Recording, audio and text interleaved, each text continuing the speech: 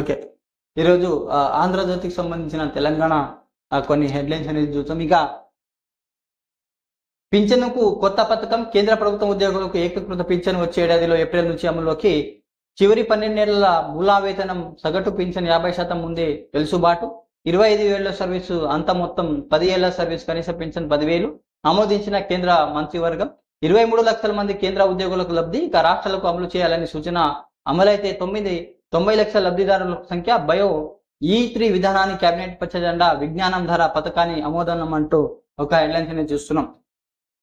ఇక పెన్షన్ పథకానికి కేంద్ర కేబినెట్ ఆమోదం తెలిపింది. దీనివల్ల పదవి విరమణ పొందే ఉద్యోగులకు ఇప్పుడు లభిస్తున్న ప్రయోజనాల కంటే ఏకీకృత పెన్షన్ పథకం మరింత లబ్ధి చేరుకుంది. రాష్ట్రాలకు కూడా ఈ విధానాన్ని అమలు చేయాలని కేంద్రం కోరింది. శనివారం సాయంత్రం ప్రధాని నరేంద్ర మోడీ నేతృత్వంలో జరిగిన మంత్రివర్గ సమావేశంలో ఈ నిర్ణయం తీసుకున్నారు. దీంతో పాటు బయో E3 విధానాన్ని కేబినెట్ పచ్చ జెండా ఊపింది.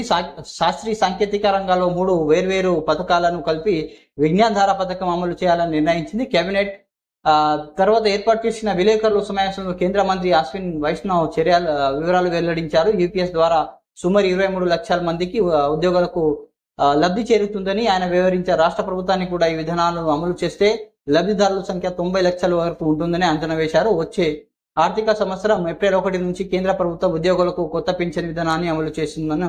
ప్రస్తుతం పింఛన్ విధానాలు బకాయి 8,800 కోట్లు ఉన్నాయి. కొత్త పింఛన్ అమలు తొలి ఏడాది 6,250 కోట్ల వరకు అదన